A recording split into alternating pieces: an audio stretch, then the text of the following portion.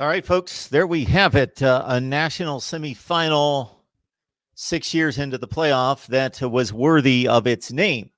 And the type of game that we all anticipated, or most of us anticipated it being, which was a classic. And not a classic of 52-49 variety, a classic that actually involved tackling and defense and defenders that were capable of covering in space and tackling in space and rushing the quarterback and beating blocks off the edge to get to the quarterback and chasing down the quarterback. So this was not one of those classic offensive variety only showcases. This was classic on both sides of the ball.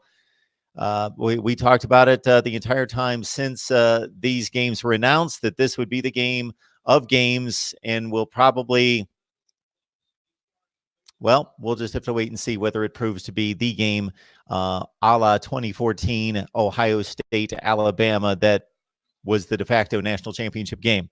I felt as though these were the two best teams in the country, and nothing that I saw today, and more difficult, obviously, to evaluate LSU against an inferior Oklahoma team than evaluate these two teams that basically I came away from this one thinking, okay, going into the game, I felt as though these were the two best teams in the country, and they were difficult for me to separate. But if I was pushed to it, and I did push myself to it, nobody necessarily did it for me, but I at times said, okay, Mark, if you had to select a team as the best team in the country, I was asked a few times, and after some careful thought going into the game, Ohio State. I thought Ohio State was the best team in the country, but it was just so razor close with them and Clemson and then LSU that I thought they're really indistinguishable, but I would select Ohio State to be the best team in the country going into this game. And actually, despite losing the game on the scoreboard, the way Ohio State performed tonight, I actually think they're better than I thought they were. The best team doesn't always win the game. Clemson earned this victory. At the same time, it was just one of those games where pretty much everything that could have gone against Ohio State went against them, and Clemson had a lot of breaks go for them. Not things that were egregious or anything that they didn't earn. And certainly the last drive was, for a defensive effort being as good as it was for Ohio State, it was abysmal, deplorable, horrible defensive play on that final drive. For some reason, Ohio State just did not know what was coming, and Trevor Lawrence carved them up on the final drive. He didn't necessarily make great throws, but he made great decisions. They were just well-designed plays down the field for 4 plays and 94 yards to go up 20 with the 2-point conversion, 29-23 with $1:49 left. What stands out to me as being game deciders in this one, number one, whether you consider it a fault or a deficiency of Ohio State or Clemson stepping up in the red zone defensively, Ohio State could have been up big in the first half. It could have been like 24-0, but instead it was 16-0. And of course that was huge. J.K. Dobbins, that was not a defensive play that stopped him or kept him from catching the football when he trapped it against the ground. At times when you see a player with possession of the football break the plane, it has me wonder why the rules book, and I'll get to the live chat in just a second, that the rules book is written differently for a catch than it is for a run. If you break the plane with possession of the football, so let's get this straight, the officials made the proper call. J.K. Dobbins trapped the ball against the ground, so it should not have been a touchdown. But I wonder, why is there a difference between breaking the plane with possession of the ball if you've caught it versus if you're running with the ball? Doesn't make a whole lot of sense to me. Caught the ball, broke the plane, brought the ball to the ground, then he lost it. He didn't complete the catch. So I knew that play was going to get overturned. But I don't know why the criteria is different than it is for if a runner crosses, if the runner is given the football, handed the football, crosses the goal line, then he loses the football, it drops out of his hands 2 yards into the end zone, He didn't fail to complete the run. Stupid rule. It's like the tuck rule. It doesn't make any sense that there's a different criteria for maintaining possession of the ball and completing a play, running with it versus catching and then running. Idiotic. That's a stupid rule. It makes no sense.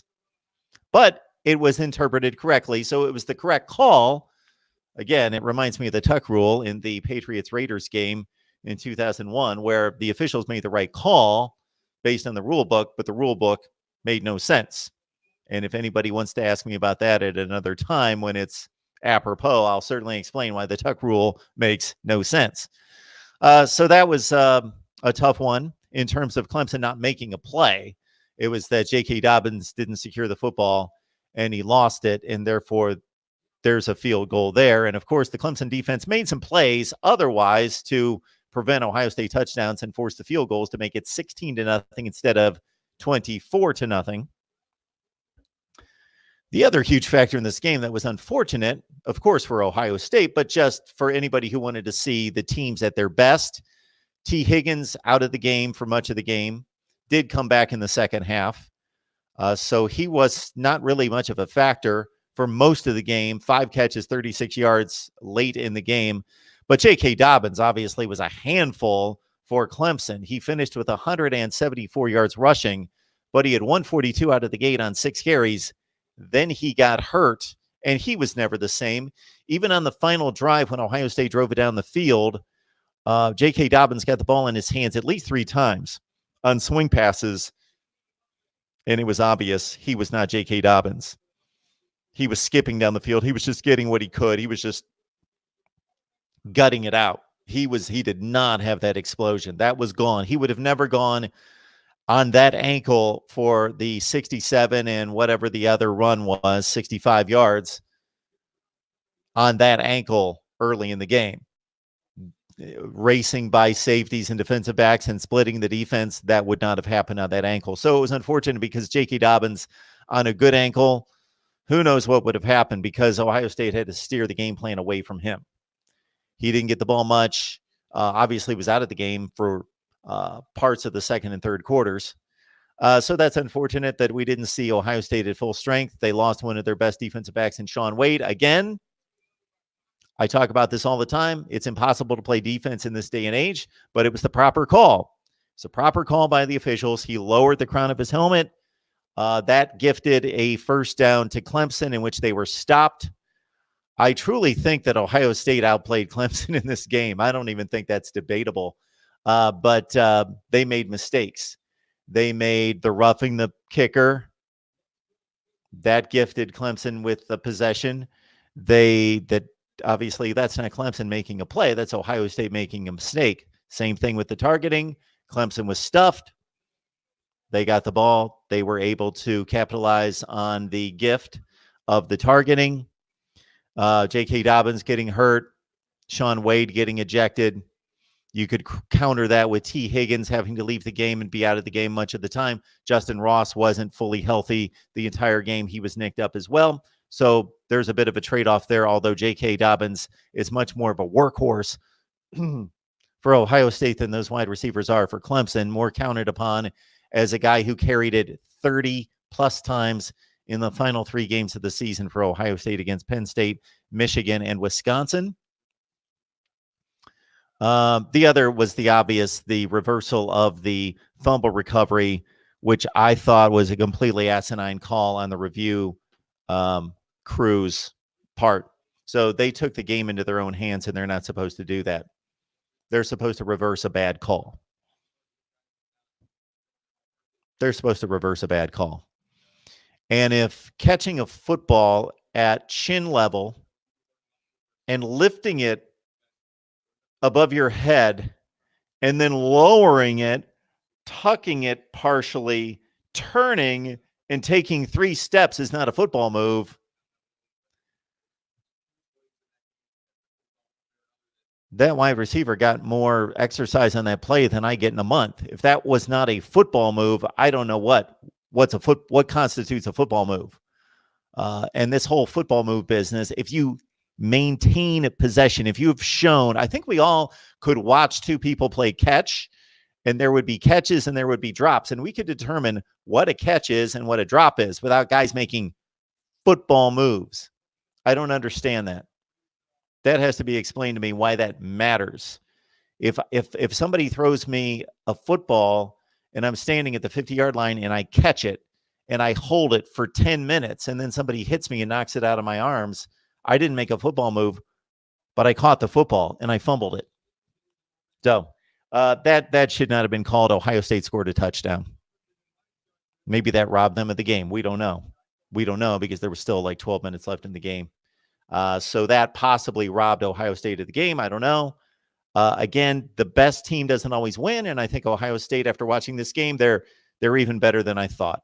But they made mistakes. And Clemson, to its credit, Dabo said it several times after the game. He said, we have the favor of God. And after watching that game, I think Clemson probably does have the favor of God, or they have some kind of New England Patriots favor for playing in the worst conference in football and getting a free ticket to the playoffs. But they take advantage of it. So let's go through it right here. And I've got a couple super chats working, so I want to thank those people when I get to those. So thank you so much for that. And congratulations to Clemson. And, of course, congratulations to LSU as well, which was certainly not as battle-tested in this particular semifinal. And initially, when the college football playoff seedings came out, I thought, you got to win 2 games to win the thing anyway. But then it didn't take me long to process. It does matter. Did that game not prove that it matters what the seedings are? And LSU was gifted a national championship game appearance. They were gifted. Oklahoma doesn't belong with those other 3 teams. If we were going to have a 4-team playoff and just select the best teams, get Tua healthy and let Alabama play. Oklahoma's not one of the 4 best teams in the country. But they earned the spot. They won the Big 12, and they only lost 1 game. Mark Rogers TV, the voice of college football. Who's on the line? Hey, Mark. It's Michael Hoke. How you doing tonight, sir? Hey, Michael. How are you? Not too bad. Yourself? I am doing great. Hey, What's going on? I want to get your point on this. On the game there, when Fields did the interception at the end, do you think he might have rushed it at the time? Because it looked like he had a lot of space where he could either ran it, or I think he had Dobbins there on the right flag. I just want to get your take. Do you think he might have forced it, or do you think he could have ran at the end when he threw the interception? Well, I think that especially in the NFL, that a lot of throws are made by quarterbacks in which they are anticipating windows and they're anticipating where the receivers are. That's why they do so much practicing. That's why they have to be on the same page and practice so much. And it was one of those deals where Justin Fields, he anticipated where Chris Olave was going to be. He thought he was going to continue on the post, the same route that he beat that safety on to score the previous touchdown. But Olave thought Fields was going to scramble, and therefore he turned and cut and went to the other corner, and it was a miscommunication.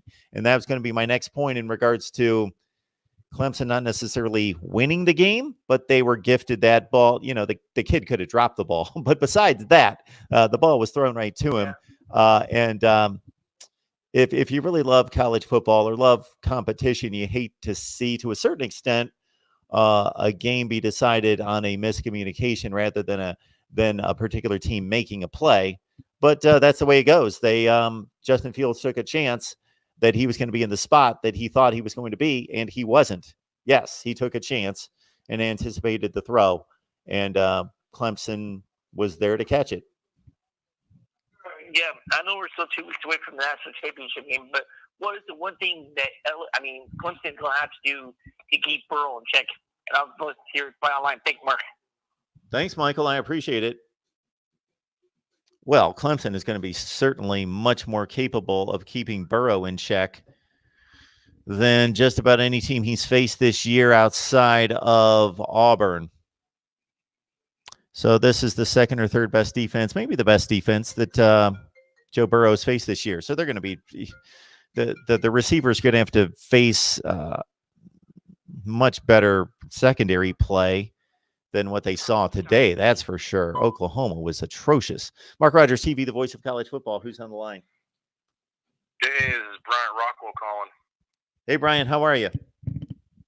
Good times. Hey, I'm just calling to get your personal thoughts on Clemson having a 12th man on the field with the ump. Just some anything up. I'm gonna let that go. Just, it's your personal thoughts, bud. Hey, have a good rest of your night, bud. Thank you so much for the call. Okay, I'm going to take this call, and I certainly want to be able to respond to the previous caller as well. Mark Rogers TV, the voice of college football. Who's on the line? Hello, it's Mark Rogers TV. Who's on the line? Oh, somebody hung up.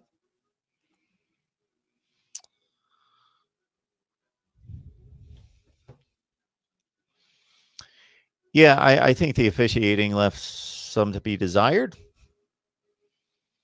Man, I hate to go that route. I think that the review was not in the officials' hands. Of course, the officials did what they're taught to do, and that's let the play out on the catch and the fumble.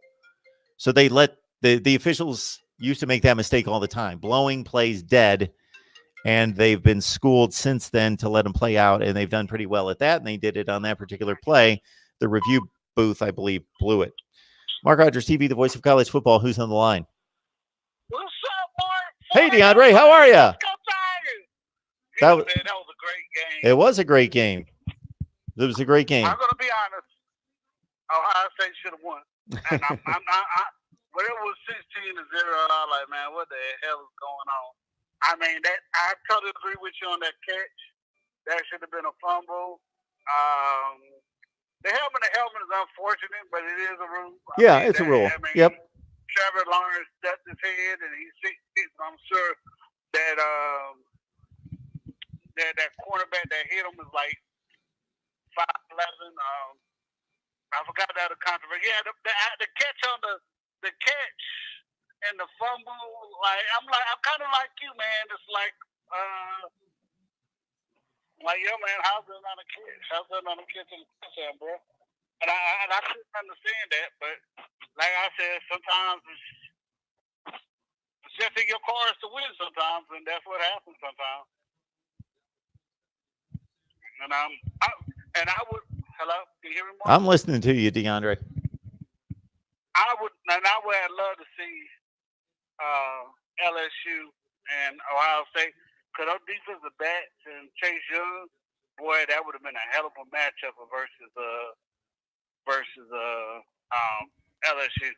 I would have loved to see that matchup, but unfortunately, my boys won, and that's all I can say. Yeah, and that's all you should care about. They shouldn't be ashamed of anything. I do think that they got slightly outplayed, but it was a great game, and they made that 94-yard drive. They got totally outplayed.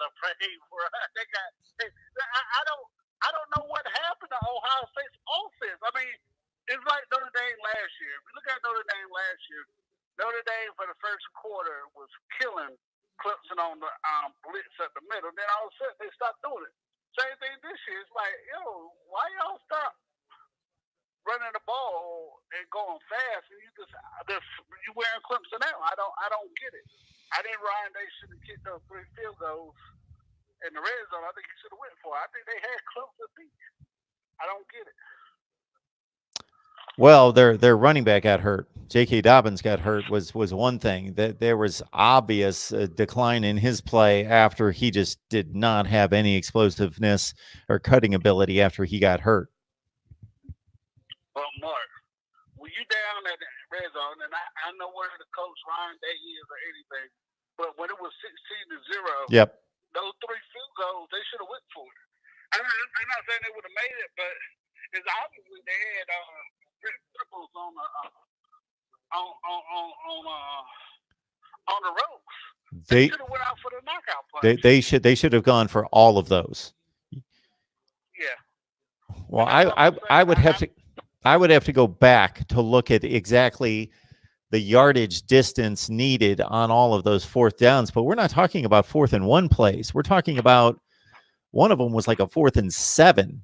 It's not like they went for difficult field goals. Uh, they did what they needed to. I think you should just go for the juggler. Okay. No caution to win, and you. I mean, how many times have we seen Tom Brady and them? I heard you talk about them outsmart my Steelers, and Pittsburgh obviously had the best team. And that, sometimes you just got to throw caution to win. You lost the game anyway. I mean, I know that's hindsight. Well, that's easy to say now.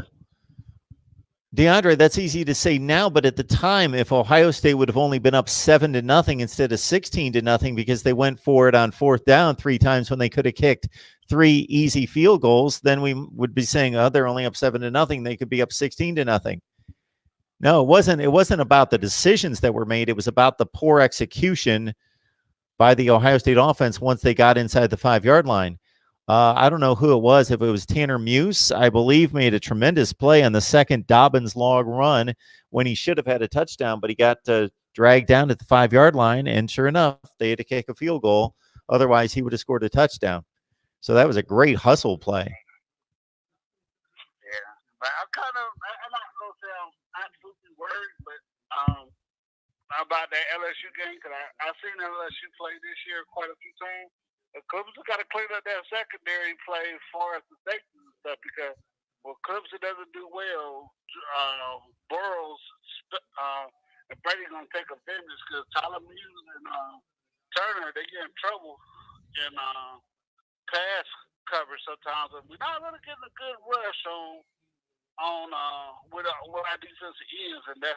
So it's going to be kind of worrisome. So I can't wait to see that game, and hopefully Clemson can pull it out. But if not, I mean, yeah, that's still amazing. 29-0. I mean, who would have thought that little old Clemson would be 29-0? Yeah. Well, what I find amusing is to hear them and Dabo Sweeney talk about, this is what we've been doing for 29 games. No, this is not what you've been doing for 29 games.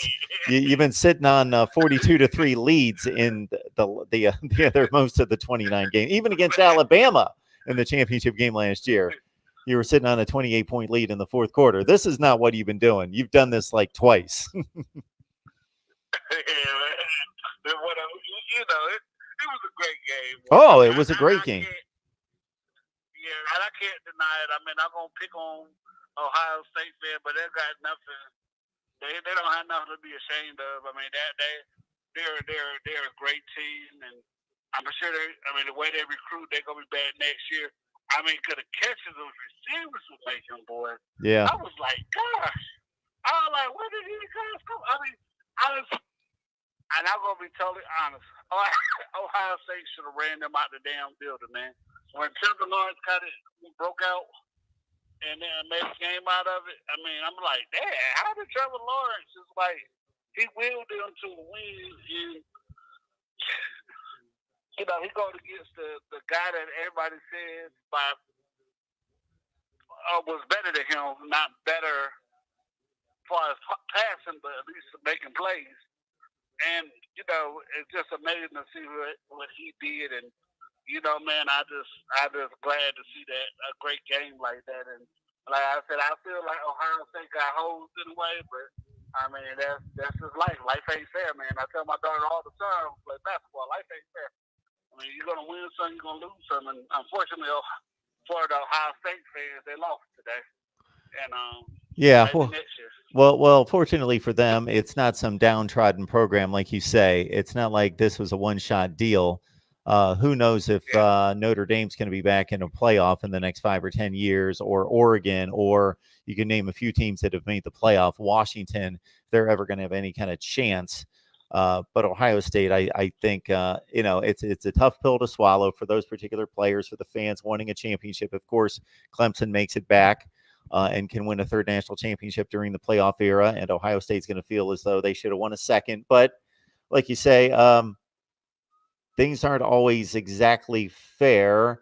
I do like that the game was hard fought and came down to the wire.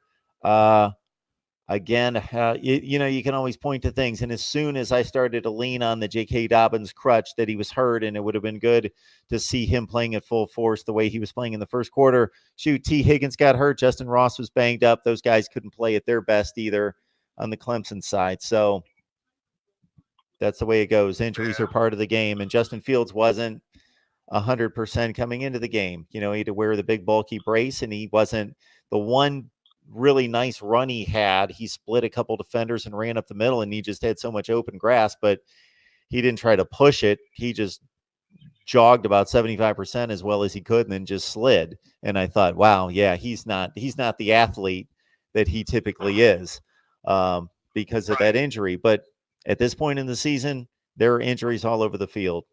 Right. I mean, and I would listen to a guy talk.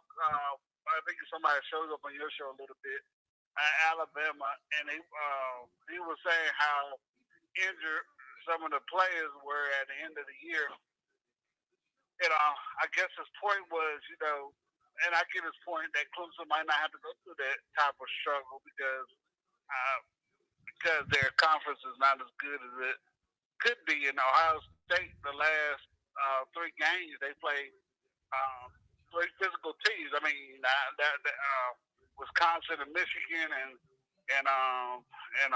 Penn State. So I can see where they're coming from. I actually sat there and watched that Penn State Memphis game. And Penn State got some linebackers. That number 11 for them, man, he's a beast.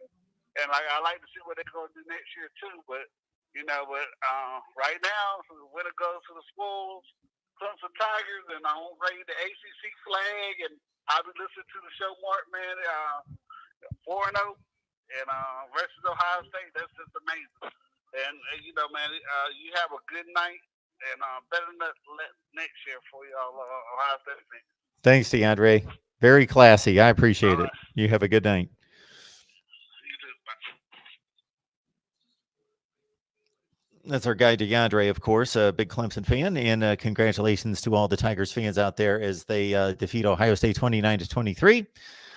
I have, let's see, we've got over 320 on the line right now and only had a handful on the line in which I gave my synopsis of the game at the top in regards to what I thought decided it.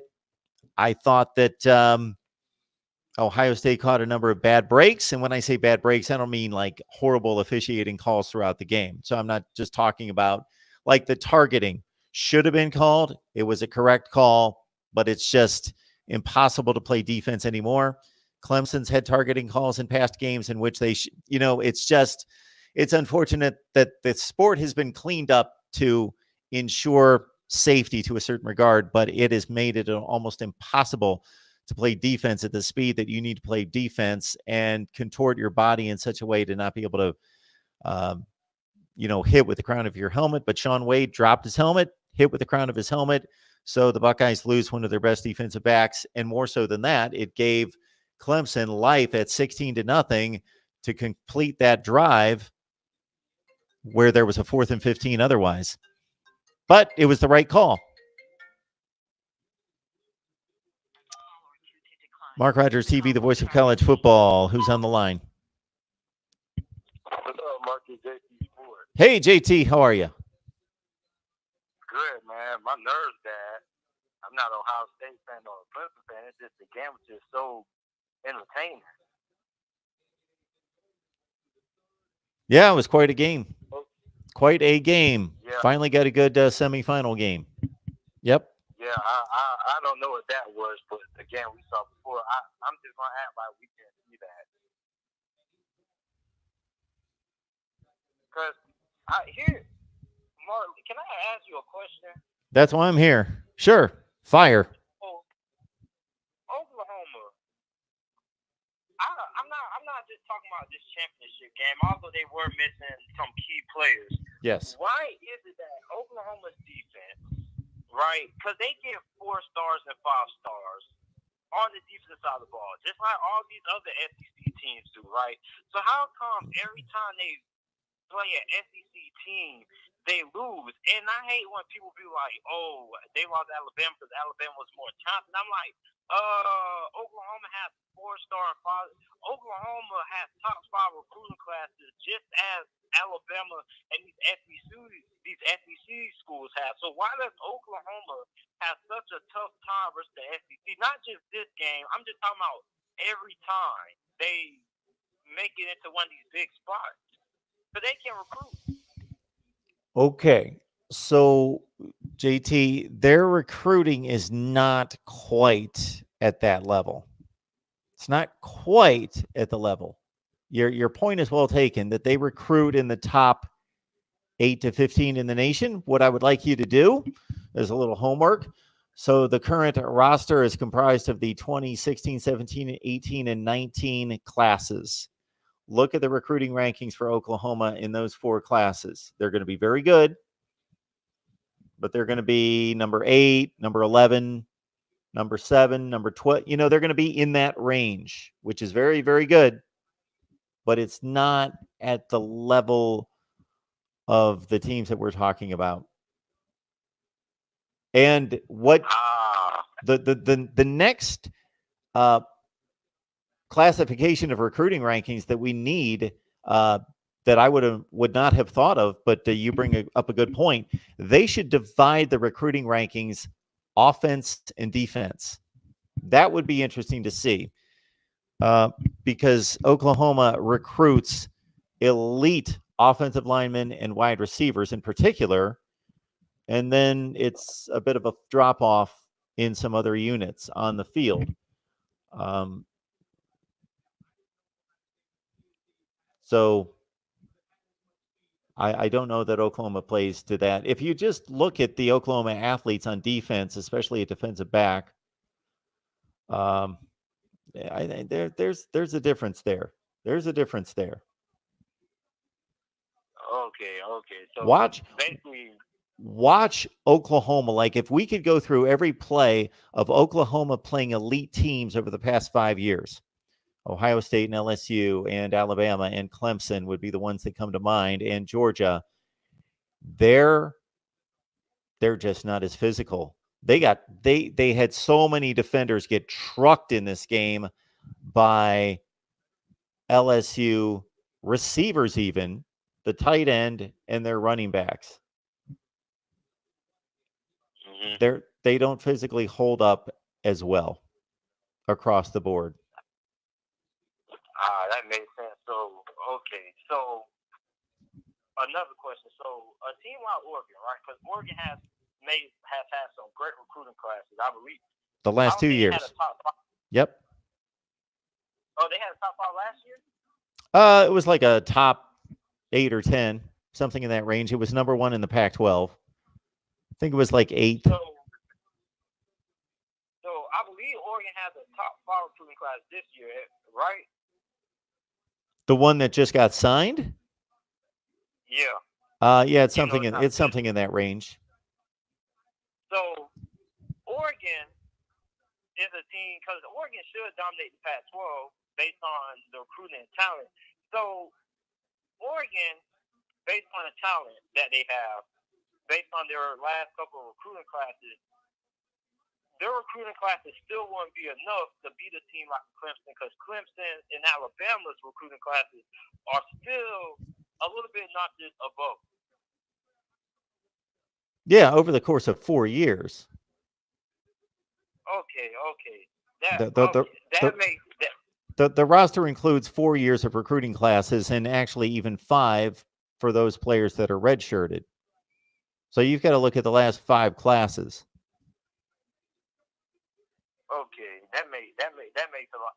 That now I understand, Mark, because I was just so close. I was like, how can a team with so much talent just come out here and get outclassed? And Jalen Hurts, I don't even know. I love Jalen Hurts, man, but I've been trying to tell people all year, man. Like every time I argue with people at school, they be like, "Man, you don't know what you're talking about, man. Jalen Hurts, he's completing 70% of his passes." I mean, I be telling people, Mark, don't let the stats fool you. The stats can be deceiving, man. Because Jalen Hurts, he didn't look like a 70% thrower today. When he was forced to throw passes in the tight windows, he overthrew CeeDee Lamb for 2 touchdowns twice, man. I mean, that LSU secondary is something serious, man. But I think something that a lot of people aren't talking about is how good LSU has been up front over the last 3 games they played. They've gotten a lot better. I don't know what it was early on this season or most of the season, but they're playing their best football up front than they have been all season. I don't know if they have some injuries or something like that, but they're playing really good up front.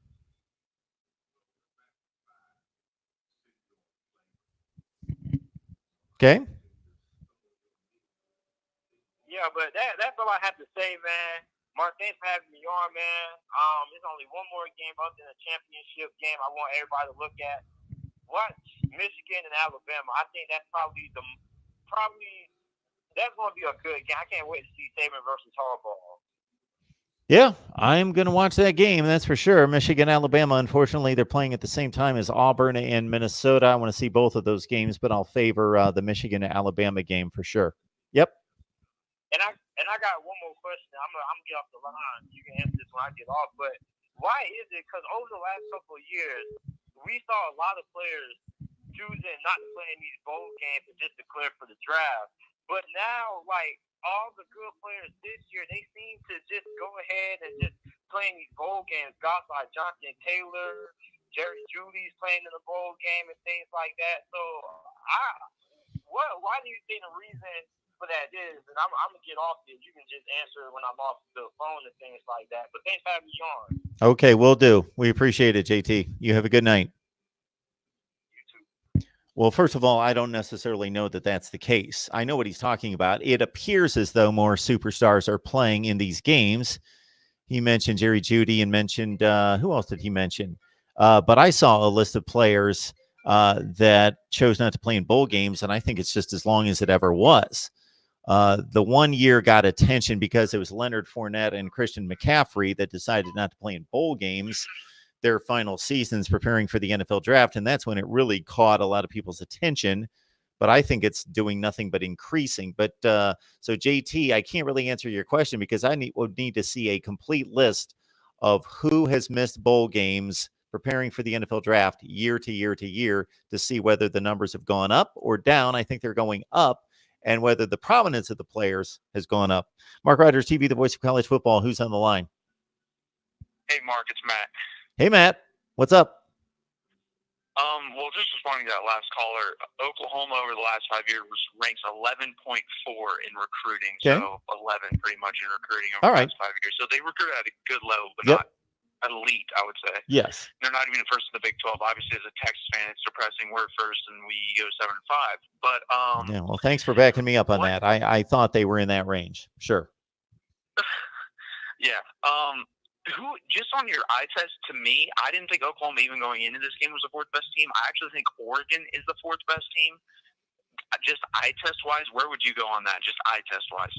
Oh, I said a number of times that Oklahoma earned its playoff spot, but earning it and being the fourth best team aren't necessarily the same thing. So I had no issue with them being selected. They earned it. But Baylor almost beat them in the Big 12 championship game. They had a third-string quarterback in the game and took them to overtime. So Baylor could have been in the playoff. And I certainly don't think Baylor's the number 4 team in the country either by the look of their games against the likes of Iowa State and West Virginia and TCU, etc. If everybody's healthy, I think Alabama's the 4th best team in the country. Okay. What if just right now, since Tua's not healthy, obviously? Yeah, I got to say that Oregon has a better defense pretty decidedly over Oklahoma and probably a better offensive line. Of course, the Sooners had a really great offensive line the last few years, and I think they've taken a step back this year, and Oregon has a top 5 offensive line. So, and an NFL quarterback. So, yeah, I think Oregon's better than Oklahoma. Sure. Okay. Yeah, I would agree with that. Just because, for the simple fact, I'm glad you didn't say Georgia, because don't get me started on that. Them being ranked 5 is a sham. I don't understand why they're 5th. I would be tempted to say it. From a talent perspective, I would say Georgia, but they didn't play like it. No, I agree. I think they have top 2 talent with an average head coach. I don't believe in Kirby Smart. Anyone that picks Jake Fromm over Justin Fields in any scenario is wrong to me. And if your offense isn't built for Justin Fields, then your offense is wrong. I hear you. Just going into the LSU Clemson game, what is your perspective going in right now? Clemson LSU. Man, that LSU passing game just seems to be something beyond anything we've seen. It really does. I don't know what to compare it to. They are so incredibly efficient. There have been all sorts of great passing attacks in college football since the passing game came in vogue 20 years ago. But man, statistically, Joe Burrow throws the ball. For him to be as accurate as he is against really good defenses and to be able to scramble, I don't think he's given as much credit as he should be for his scrambling and elusiveness and just his straight ahead speed as he is. But man, he is deadly accurate. The receivers are freaks. The offensive line gives him all sorts of time to throw 90% of the time. I think it's the best passing game in memory that I can remember. And so I think that there were spurts of tonight's game in which the Clemson pass rush performed against the Ohio State offensive line the way they're going to have to perform in larger spurts of time against Joe Burrow. Otherwise, they're going to get torn to shreds. No, I 100% agree with that. And I don't know if this is just me noticing this, and I could be wrong, but does it seem like going into games, people have either 2 plans versus LSU, and I think it should be mixed up. As a Texas fan, we blitzed the hell out of them, and eventually they caught on and started doing a lot less deeper shots down the field or chipped our linebackers who were blitzing, whereas Georgia and Oklahoma seem to only blitz 3 or 4 people or pass rush 3 or 4 people against him, and he had all day to throw. I don't understand why people aren't mixing up blitzing sometimes and then dropping 8 guys into coverage sometimes. Is that just me seeing that, or is that the truth?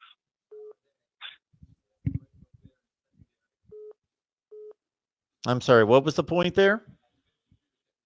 It was just, do you see teams like there seems to be 2 ways to attack LSU defensively, and it seems like those two ways are going into a game. You get stuck on them. Like Oklahoma Day seemed to only blitz 3 to 4 guys and not bring 5 or 6 to try to get some pressure because they got no pressure. Whereas Texas tried to blitz all day, and eventually that got caught up to them too. You have to mix it up when you go up against an elite offense like that. Yeah, so Oklahoma got caught into a situation in which they wanted to play it safe and force LSU to dink and dunk, which of course they're not going to do anyway, just because I guess it was a combination of Oklahoma not feeling secure in losing its best pass rusher, number one, and losing its safety who calls the right defenses for the back 4. And so once they lost the other player in the secondary, then they were really in a bad place where they got overly conservative and just didn't want to get torched. I think they had to go into that game knowing as a coaching staff that they had a very small chance of winning that game, and they wanted to play it a conservative route and see if they could tackle in space. Yeah, I agree. And, I mean, that's a weakness of theirs, tackling in space, obviously. But, yeah, I agree with you on LSU's offense. I think the only even comparison I have, it's not even in college, it's the pro game. It reminds me of the Falcons when they went to the Super Bowl when they had Matt Ryan. He was just deadly accurate. And then they had Julio Jones, Mohamed Sanu with Kyle Shanahan's play calling. That's kind of what it reminds me of, if you remember that. Oh, yeah. Absolutely. But I've never seen I've never seen any quarterback, like college quarterback. He's so active. That's what frustrated me when they played us is, we did everything possible. We were all over him, all over the wide receivers, and he'd still put it in the perfect spot, and then his wide receiver could go up and make some acrobatic catch. Yeah, for a long time in my life, I thought the most accurate quarterback I'd ever seen in college was Drew Brees. But, of course, he was throwing to 2- and 3-star receivers. So he had to be deadly accurate. And he was and may still be the best college quarterback I've seen from that standpoint, just strictly that standpoint. And it's proven out fairly well for him in the ensuing 18 years in the NFL. But, yeah, he wasn't throwing to guys like this. He wasn't throwing to 4 and 5 star wide receivers by any stretch. He didn't throw to NFL players. I can think of one who played, I can't think of the kid's name that played for the 49ers. But anyway, one slot receiver that made it to the NFL. But yeah, it's something to behold. And Clemson, though, at least physically, they can hold up on the back end and not be bullied and run by on a consistent basis by these receivers like Oklahoma was today. Yeah. Well, my only question is, can you get pressure on Burrow? Because, like I said, if he has time, he's going to destroy you. I mean, he showed that the whole season. Do you think LSU can even be held to under 40 points versus Clemson? Well, fortunately for Clemson, they may not have to hold them under 40. They've got the offensive fireworks to keep up with them. I think it's going to be – I haven't really gotten a great read on the game where I really favor either one of them. I see the Vegas line came out at 3.5 for LSU, which seems fair based on what we saw today and based on well, Clemson had its big test today and passed it, but maybe the thought from Vegas is that they were somewhat fortunate to come out of that one with a win, where LSU was obviously dominant. So that one seed selection certainly proved to be huge by the selection committee.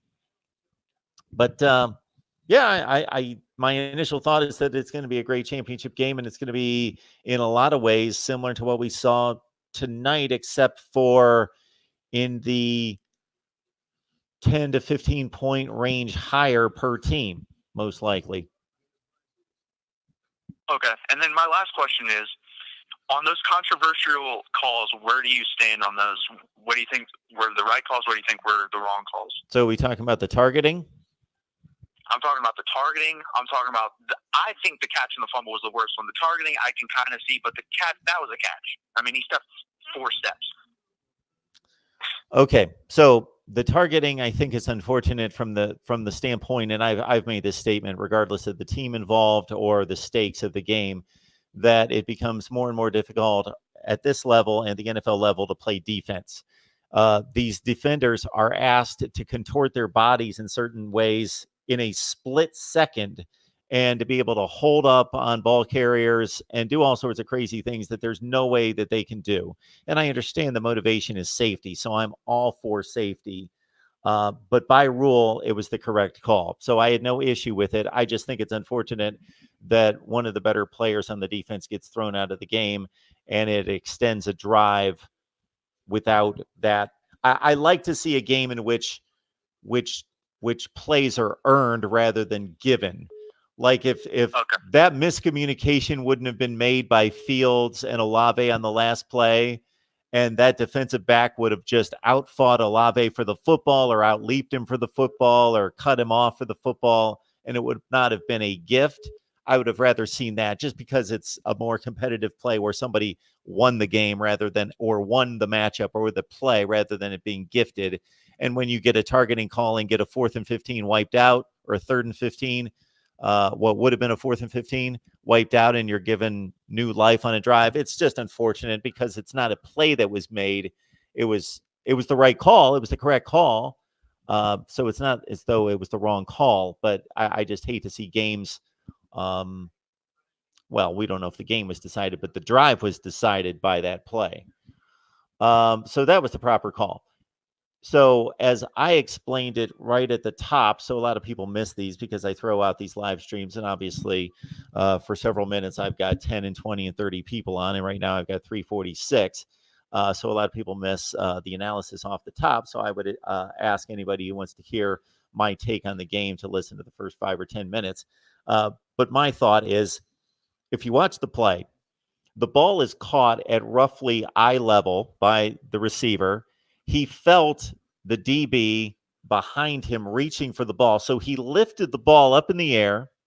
Then he brought it down, tucked it, and started to turn and took 3 steps. So if that's not making a football move, catching the ball at a certain level, raising it, lowering it, tucking it, and taking 3 steps, I don't know what we expect people to do. I guess they got to zigzag across the field 4 or 5 times before they made a football move. I just don't get it. And especially when it was considered to be a catch on the field, the review people are taking great liberties and stepping outside the bounds of their requirements of their stated job when they're reversing calls that shouldn't be reversed. Yeah, I was waiting for Kirk Herbstreit to call out that guy because it was kind of like, I don't know if you watch a lot of NFL football, like Mike Pereira on those tripping calls versus New England. Troy Aikman wanted to jump over to the next booth and slap that guy because, I mean, I don't understand why they have those guys up there because they're always going to defend the referees. Yeah, they will. And they do. I've rarely, the couple times when it was egregious, they even kind of just shut their mouths and didn't want to say anything. Yeah. But so piggybacking off of that point, like if you catch the ball and you just run backwards, that's not a football move. So you could just run backwards down the field and never fumble, I guess.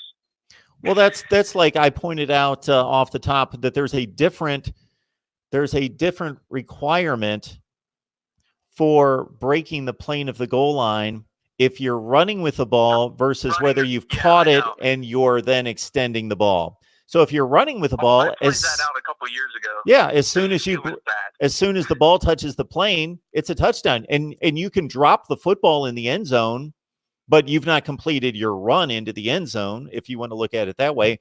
Versus you've got to complete the catch, even though you've caught the football, you've clearly caught the ball, somewhere on one side of your body, brought it all the way to the other side of the body. Fallen to the ground and are laying in the end zone to where you've crossed the plane and have for several seconds. But since you didn't complete the catch, you didn't score a touchdown, even though you're in the end zone, having held the football for quite a long time.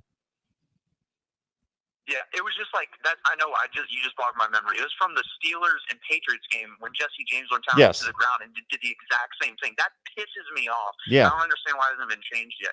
He actually was like at the 1 or 2 yard line, caught it, twisted, lunged, crawled. The ball moved. It didn't even come out. When that rule was first introduced, I remember Calvin Johnson, when many people knew much about it.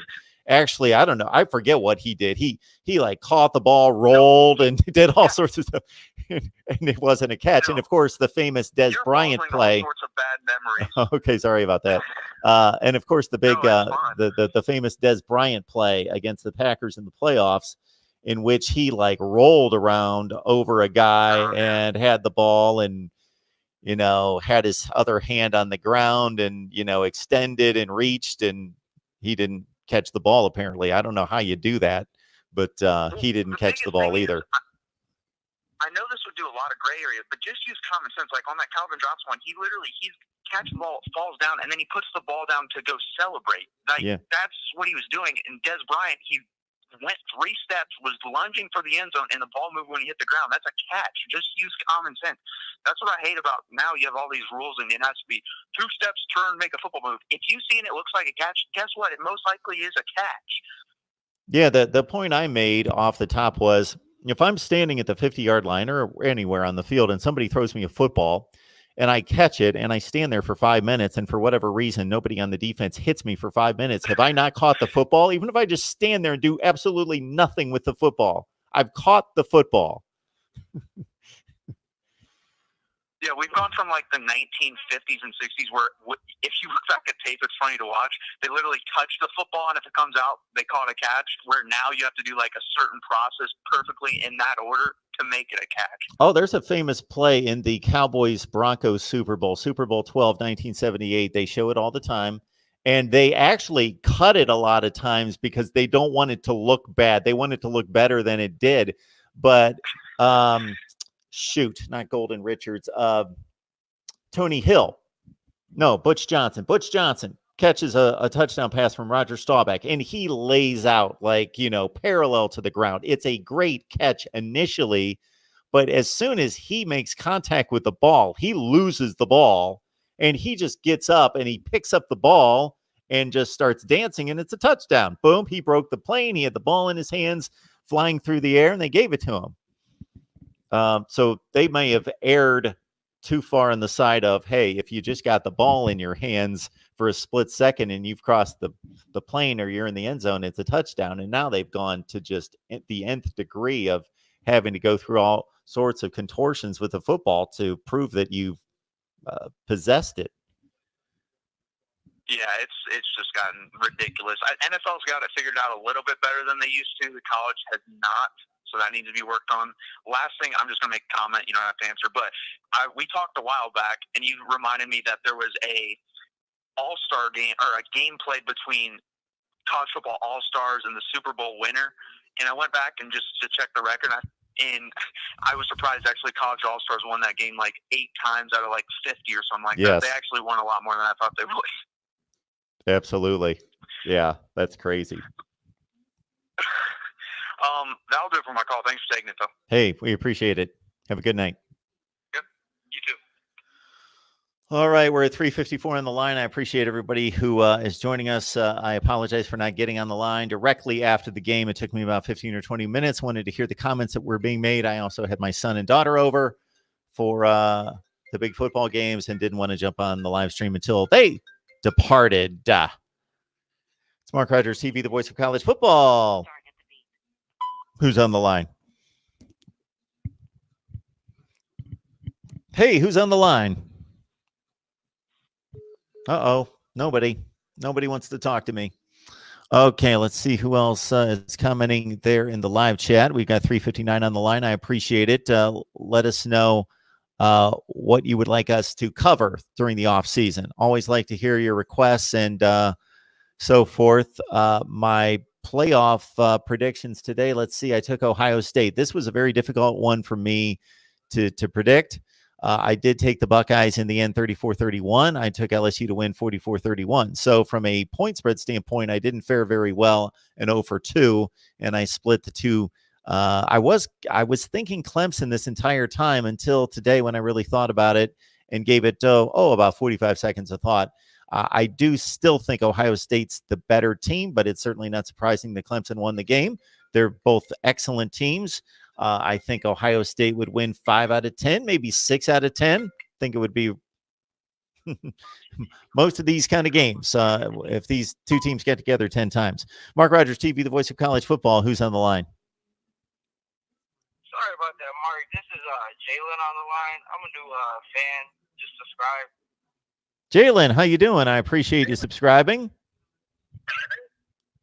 I'm doing good. I just want to talk about this game, not to beat the dead horse, but it's fresh on my mind, and I can't help but think that the refs are just kind of on the southern side. I mean, it being the SEC and the SEC officiating the game, it being, the southern tip and the South Carolina being from the South, I just feel like the game was rigged. I mean, the plays that we made were just unbelievable. And for it to come down to the refs for 2 plays is just unfathomable for me. Okay, so, man, I don't think really anything's off the table in regards to the possibilities, but I would hate to say that. I would never accuse unless I had real hard evidence that something was being rigged like this, or a referee or an official was not being above board and trying to favor a particular team. I'm not saying it never happens. I'm not saying it's not even subconscious, but I certainly hope that's not the case. And I don't think, even though I think Ohio State got many more bad breaks in this game, but they weren't like necessarily bad calls. Like the targeting was a good call, but that's just a bad break at a bad time that extended a drive for Clemson when they were dead in the water at 16-0, and it was a 4th and 15. The roughing the punter, that could have been called. That could have been a running into the kicker. So that's where the officials maybe crossed the line, and Clemson still would have had to punt in that situation. Don't get anything wrong. I give all the credit to Clemson. They played a terrific game. I mean, great football game. Great football team. But I definitely do think, not showing any disrespect to you, but I definitely do think that the call on the targeting was an off call. I mean, how are you supposed to call something like that? That's the bang place happening so fast. If you watch it in fast motion, I mean, you can barely tell that the guy's even lowering his helmet. And what is he supposed to do when you have a 6'6" Trevor Lawrence who's lowering his helmet also? I mean, Sean Wade's what, 6'1", 210 maybe? You know, so I mean, you have such a big player going against another one. You know, he's just trying to prevent an injury. And on top of that, you have a player who's getting out of so many tackles that he just wants to make a bang play and wants to make the big hit. How do you penalize him for hitting that? I mean, I can't see that. I can't fathom that. The punt play, I do agree with you. I think that could have went both ways. I mean, they did run into the punter. If you want to call it roughing the punter, whatever. I mean, I agree it's whatever, but I do think that the targeting call was a big play, and I just don't think that the referees officiated it right. Okay, so Jalen, if you heard, you may not have gotten a chance to get online in time to hear my take on the targeting. So much of what you said is the same thing that I said. We have made it almost impossible for defenders to play defense in college and NFL football. They have to make split-second decisions, moving at the speed of light, you know, racing around the field, trying to hit moving targets, trying to contort their bodies in certain ways to which they don't bang helmets or headgear or all of those things, everything that we ask them to do, and then try to anticipate what the other player is going to do. It's impossible to play defense. That being said, you have to consider that Sean Wade just didn't run into Lawrence with his helmet. He lowered the crown. This is what I think was key in him getting thrown out, was that he lowered his head, and he used the crown of his helmet as a spear, and he rammed it into Trevor Lawrence. That was the issue, I think. I agree, Mark. I agree. I think that the actual officiating for it, hitting the crown of the helmet, is correct because he did lead with the crown of the helmet. I just think the actual officiating for the play of him, it being such a bang play, I just don't understand how you can go back and actually reverse that play. It's just it's just not football to me. It happens so fast, and it's not a malicious play at all, and it just doesn't seem to me. If you're calling targeting, the player is going to target the other player. And if I'm watching the football game at full speed or in slow motion as they replayed it, I don't feel like Sean Wade was targeting Trevor Lawrence at all. I don't feel like he was targeting him at all. I feel like it was just a football play, and he was making a football play. That's why I disagree. But, again, I agree. Clemson played a fantastic game. I couldn't give more props to him.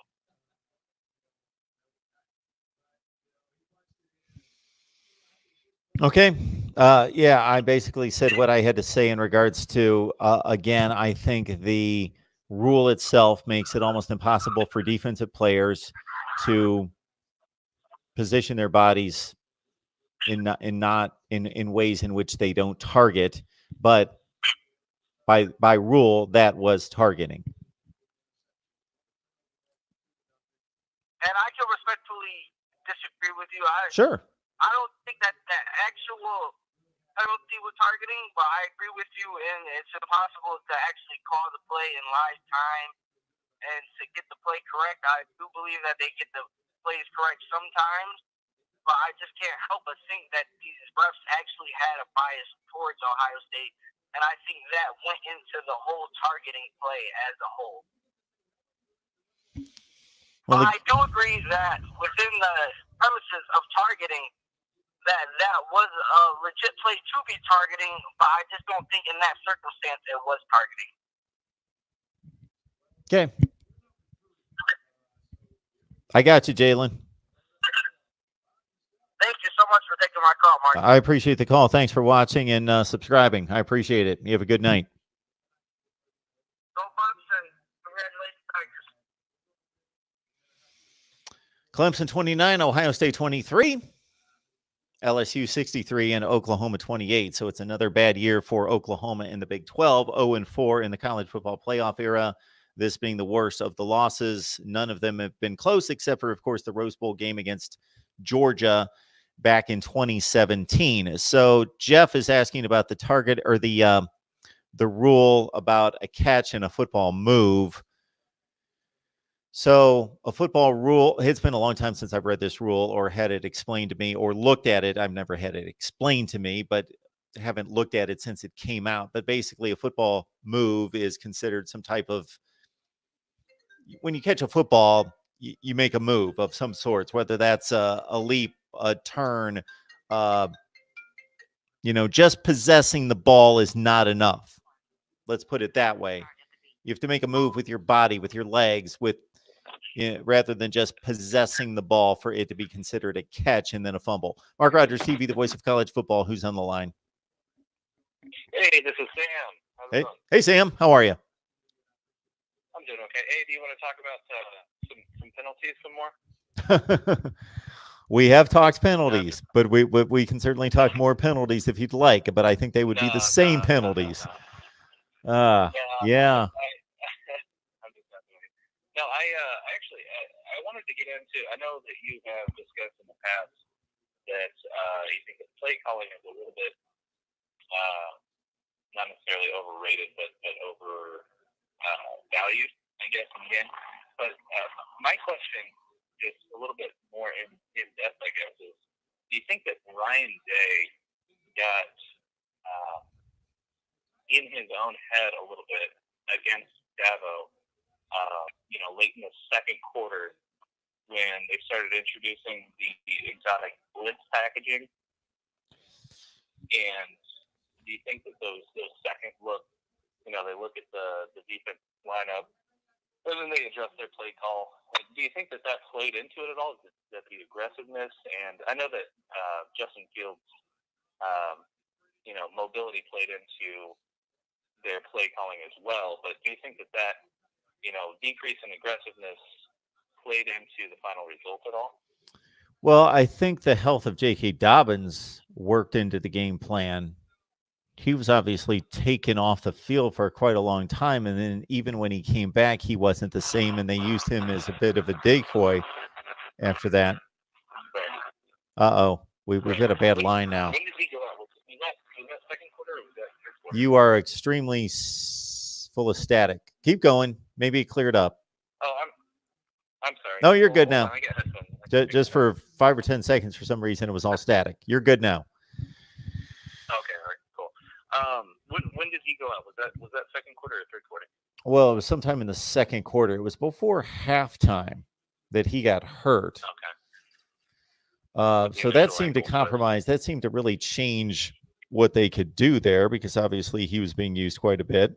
And without Fields being used as a runner, we saw a ton less. When you think about Ohio State playing from week to week, there's a ton of RPO action where I got to say Justin Fields just did straight dropbacks more than any game that I've seen this season. So they did that more. They became reliant more on just the downfield passing attack rather than having Justin Fields threaten the defense as a runner, because they didn't even, other than maybe three times, try to utilize him as a runner. Now, of course, he had to be flush from the pocket and run the ball, but in terms of design plays, and then obviously Dobbins was used as a decoy quite a bit when he came back, and was very much compromised on that final drive. Even though he caught 3 passes, you didn't see the explosion or the cutting ability that he previously had. So I got to think that factored into the game quite a bit in terms of the play calling. You don't think it was so much the chess match? Well, that's always part of it as well. Absolutely. And when you talk about the blitzes, that's when we, unfortunately, watching on television, we're at the mercy of them showing us the behind the quarterback shot. I love the replay when they show behind from the quarterback and you can see who dropped and who's coming, and you see exactly what happened both downfield and at the line of scrimmage with blitzes and who got beat at the line of scrimmage, but they don't always show us that. Well, you're also 10 feet over the quarterback's head. Yeah. So you're seeing more than what he's seeing on the field, too. So, yeah. And once Dobbins was out, I mean, you could really see how immobile Fields Yeah. I mean, for sure. That really, I think that played into how brave they got with the blitz packages. So, but yeah, I was just kind of curious about your take on that. So, but long-time listener, sorry about the game. There's always next year. Well, I appreciate the call, and I appreciate you supporting the channel, and certainly call back sometime. Have a great night. All right, have a good night. Got 350 on the line, so we got a nice healthy crowd. We appreciate you stopping by. And at 1:33 in the morning Eastern time, whoo, I don't want to have a whole lot left in the tank, surprisingly, especially when I fire some of these up at 3 and 4 o'clock in the morning. So some of the faithful viewers, when we've got 80 and 90 on the line, know that. But it's the night that it is of the college football playoff. So we got to talk this up because this is what we do at the Voice of College Football. So if you've not subscribed, I'm not going to try to convince you. What I'm going to ask you to do is just watch videos and check us out day after day after day after day because we cover college football all the time. Mark Rogers TV, the voice of college football. Who's on the line? Hey, Mark, it's Dan. How are you? Hey, Dan, I'm doing great. What's up? Well, listen, I just want to say it was an excellent football game, but a lot of crying about the officiating, even by Ryan Day. Yeah, so I saw that he was being interviewed by ESPN after the game, but I didn't hear those comments because I jumped on here pretty quickly after the game and I only saw the Clemson side because, of course, they give the losers more time to heal and cool off. So I didn't hear from Ryan Day, but he seems like, based on his comments in the past and some of the comments that he made at halftime even about adjustments that needed to be made, is that he's going to be the type that very much you have to read between the lines just slightly. Like, he's going to make it obvious, but he's not going to bash anyone bluntly, but he's going to make it very obvious where he stands on maybe the deficiencies of the officials. So is there anything in particular he said that stood out? Well, he said he was angry. Oh, when okay. They pulled it out of him, and why he was angry. He said, "Well, there was a lot of things that could have gone our way." He insinuated it was the officiating. I mean, he has to be careful because I guess there's fines that you can get and stuff like that. But I wanted to give my read on some of these calls. I mean, first of all, the targeting. And I got no dog in this hunt. I was just watching the game. Okay. The targeting. It was targeting by rule because he did lead with the helmet, and the other caller was talking about, well, he didn't do it on purpose.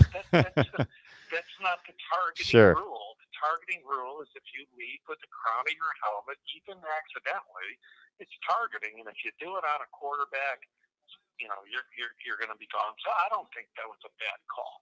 The other one. He dropped that ball. He didn't make a football move. And then some people are even talking about Dobbins in the end zone. I mean, the ball was trapped on the ground. So if you look at those 3-4 things, and then there was the one that was could have been pass interference on the sideline, but it wasn't a catchable ball. And what's interesting is go back to the first series that Clemson had the ball. The first play or second play they ran, the Ohio State player was holding on the sideline. I mean, it didn't get called, but hey, there's an old saying. Sometimes you win a game, and sometimes you lose it. And Ohio State lost that game. They had them. They could have been up. They could have been up 21-0. Instead, actually, they could have been up 24-0. Or if they scored touchdowns on every drive, 28-0. Instead, they settled for 3 field goals. So they kind of lost the game in the first half. Yeah, absolutely. So yeah. I just wanted to get on and say that. I mean, if anybody, can really say that any of these calls were bad calls. I mean, we all know there's holding on every play on the line. I mean, it's that's football, Yeah, so my gripe isn't so much with the call that was made because, as I mentioned, I went through the targeting situation, so I won't do it again. But I've done it like 3 times in regards to my issue with the targeting penalty, and the way it causes a defender to have to change body contortion in a split second. But by rule, absolutely, that was targeting and needed to be called and it carried through. I just hate when games, and I'm not going to say the game was decided, but that drive was decided on a play that wasn't a play that was made by a team making a play to decide that play or that down or that score or that series or that game. It was a gift. So I just don't like to see that in general. Yeah. Let's talk about what you do with a gift. Oh, they cashed in. State, They cashed in. Ohio Sure. State, they ran into the punter. When you are blocked, you might get the 5-yard penalty, but they ran into him. That is roughing. That is 15 yards, and that is a gift. And what did Clemson do with it? Turn around. What did he run? 65 yards or something? Sure. For a touchdown. So, hey, every questionable call, I just don't see it. I mean, if somebody can get on and shed it in a different light, I think maybe the only arguable call might have been the whether the Clemson player caught that ball or not, but it pretty much showed on replay that he never made a football move with the ball. I mean, it's just the refs missed it on the field and just called it a fumble. And that's what they're encouraged to do, because if you don't, then the play's dead, as opposed to letting it play out and then getting it right in the booth. Yeah, so I'm looking for somebody to get off the computer and get on the phone and tell me on how any of these or anything else was against Ohio State. I think Ohio State beat themselves. And they beat themselves way back in the first half. When you settle for 3 over and over and over again, and you're playing teams like Clemson and LSU that put up tons of points, you're going to get beat. Oh yeah, and I thought that at the time that continuing to not be able to cash in the red zone was going to cost them. It could have been a blowout. They could have had a nice, comfortable lead that was almost, with their talent and ability, would have been insurmountable. But they didn't. They kicked field goals, and the math didn't add up, and it stayed a 2-score game instead of being a 3 or 4-score game as it should have been. Yep, I think. Well, Ohio State to me. Listen, I love listening to you. Well, I appreciate it. Back and watch you and wait for some phone calls to come in. Well, thank you so much. I appreciate it. Thanks for calling in. Have a good night. All right, Mark. Man, we're getting all these calls from people that say that they've listened to us for quite a long time. So I appreciate that. But I have the same people calling me every day. And I love that. But it's nice to hear from some fresh blood. Nice to hear from some fresh blood.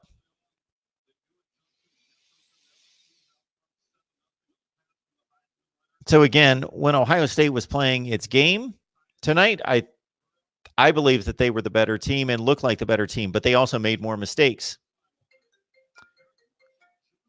They also made more mistakes in critical times. So that's part of the game. That is part of the game. You can't run into the kicker. You can't target. Mark Rogers TV, the voice of college football. Who's on the line? Anthony. Yeah, who's on the line? Anthony. Anthony, how are you? Not too bad. Phil Buckeye. I wanted to call and talk to Mark about the. I obviously I'm an Ohio State fan. I'll be open and honest about that. So obviously, I have a far different view of the last caller when it comes to like the roughing the kicker call, the targeting call, even the touchdown overturn. But the thing I kind of want to focus on with you was that kind of chess match between Ryan Day and Brent Venables. I thought that was like really, kind of like delaying the calls. I thought that was really excellent. I kind of want to get your take. As you talked about earlier, I apologize, I joined kind of late, but your take on who kind of won that chess match between Venables and Ryan Day, two kind of savants of offense and defense. Something, changing calls at the last second, and, doing hand signals, audibles. I thought that was kind of a game within a game kind of deal there. Well, I think typically the offense in this day and age has the advantage because of the rules, because of the aggressiveness that is taken out of the defense, because of rules like targeting, and also rules like late hits, where defenders used to be able to run full speed at the quarterback and have a step and a half and then be able to just waylay themselves into the quarterback and knock him down. And the reason I bring that up, and that doesn't have to do with play calling, but I think that has to do with the way we need to judge defensive football and offensive efficiency today versus what we did 10 or 15 years ago, because the standards of what a good defensive performance is today versus what it was 15 years ago has to be different, just because almost everybody can score points to a certain extent and put up yardage, just because it's so difficult to play in space and under the current rules as a defender or a defensive unit, number one. So if you're able to contain teams, then you're doing a job. Teams at this level, these elite offenses. And that's what Clemson was able to do. I think you also have the advantage on offense because you're usually in response mode when you're a defense. So the offense, a great offensive play caller certainly can anticipate what he has shown all season, and then what may work off of that maybe would be a new wrinkle or two going into a big game like this with 4 to 5 weeks to prepare. And I think Ryan Day did some of those things. But what he was limited by was, number one, the lack of mobility out of Justin Fields. So that was a huge factor, I think, in this game, because Justin Fields, the kid's a runner. He's a dual threat quarterback. He's not at the very top of the list of the Kyler Murrays of the world, but he's close. He's in the top 10% of mobile quarterbacks in the nation, and that part of his game has been taken away from him in recent weeks, and to a greater extent in this game than any game that I've seen, and I've seen them all, especially against the good teams down the stretch. And they protected him and didn't want him to run.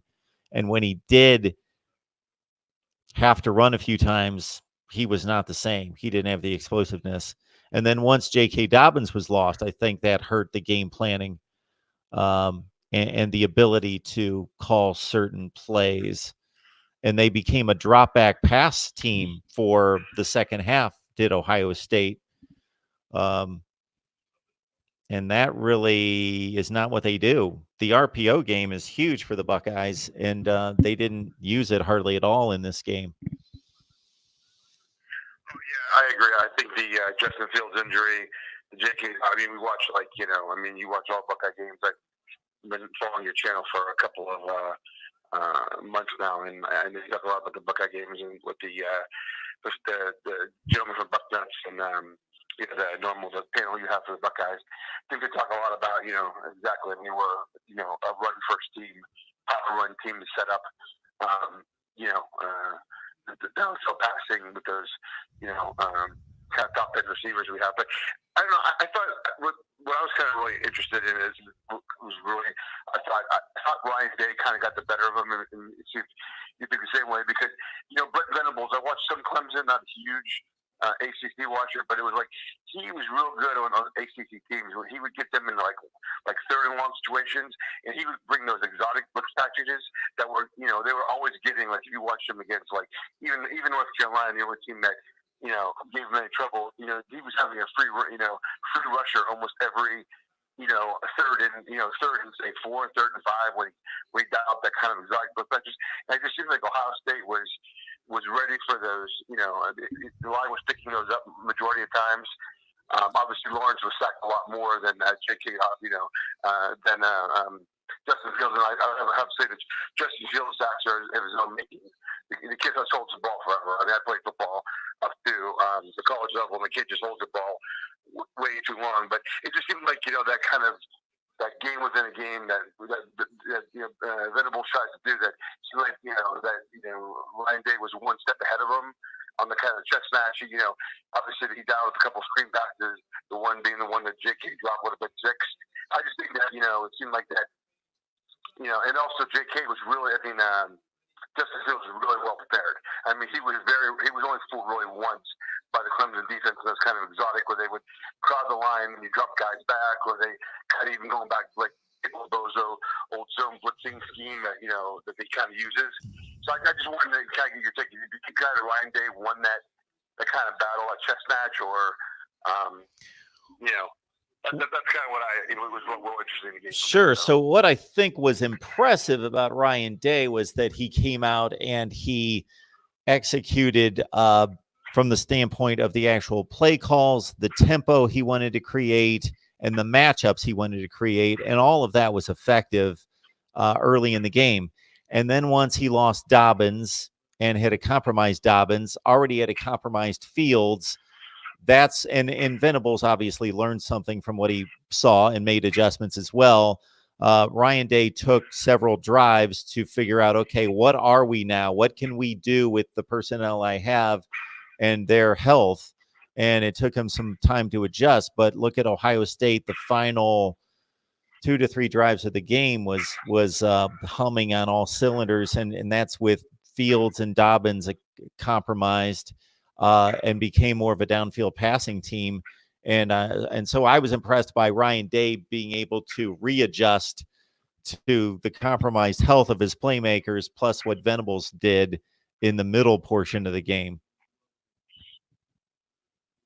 Yeah, I think so. I think it's a really astute point, because I think Ryan Day, I think he really you wonder if the game would have been 70 minutes, if Ohio State would have been able to kind of finally pull away, like they finally kind of found that formula. And I still think if Olave doesn't break off that route, we still, he catches that pass in front of that kid, or or we got 3 more ducks in the end zone. So I think that was a huge thing. But, I just think that it was just, I think the missing the key playmakers, and if you maybe had a little bit more time to kind of figure it out, but.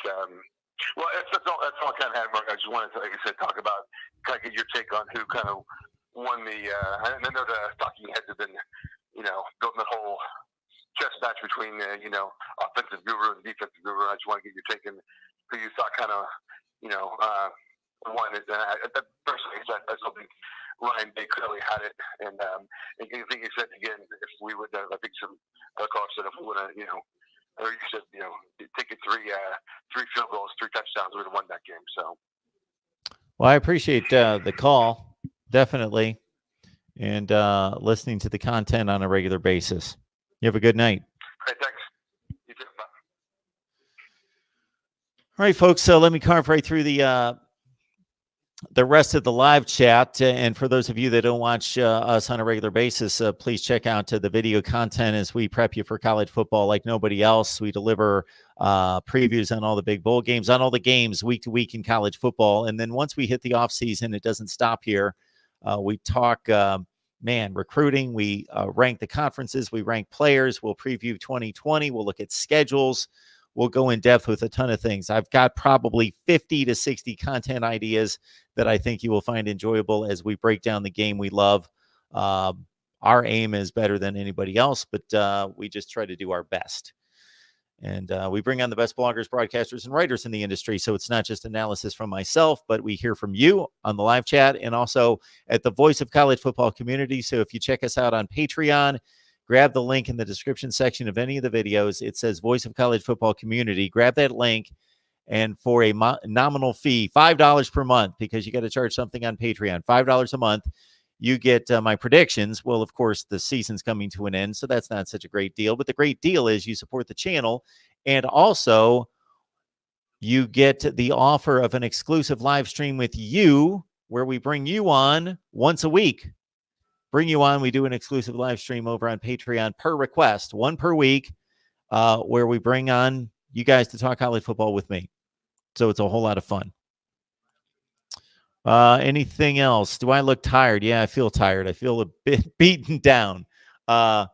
Usually don't feel like this at only 2:00 in the morning. This is usually my prime time.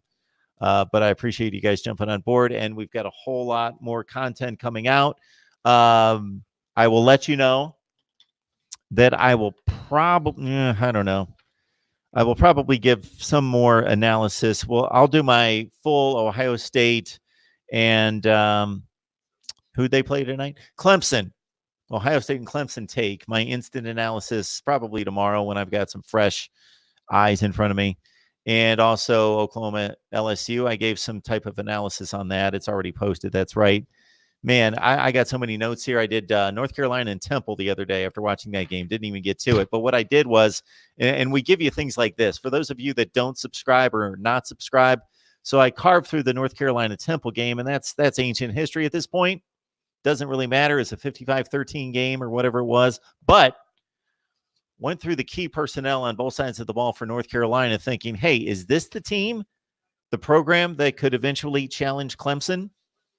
And so this is the kind of stuff we do here at Mark Rogers TV, the voice of college football. Look at the recruiting rankings, next year's schedule, the key impact players on both sides of the ball, who's coming back, who's not. And so I have a video coming up on North Carolina. I've gone through the opponents for all the conferences. How good are the opponents that the Big Ten has to face versus the SEC, the Big 12, the ACC, and the Pac-12, and what does it all mean? Because this is the time of year where we're going to see bowl records for conferences all over the place. The Big Ten's 4-1, the SEC's 3-2, and that's all we're supposed to know. We think beyond that because we got to put that into context. Then we're going to rank the conferences after the season. We always do that. That's one of my pet projects during the off season is to rank the conferences based on the results on the field. Check out all the videos of all the games that are coming up. We have done previews on Georgia, Baylor, Alabama, and Michigan, also Minnesota, Auburn. And my goodness, we even did a preview of Western Kentucky and Western Michigan. All right. It's Mark Rogers TV, the voice of college football. We thank you so much for joining us tonight. It's been a great live stream. Again, congratulations to Clemson and to LSU, an ACC-SEC matchup for the national championship once again. But this time, it's LSU, of course, representing the SEC. Keep it locked in right here, and we will have content coming your way on the big matchup and all the bowl games right here at Mark Rogers TV, the voice of college football. We will see you on a Sunday. And once we get to the off season, I promise we will have a set live stream schedule so we can all know where and when to meet right here to talk college football with you. Thank you so much. Good night.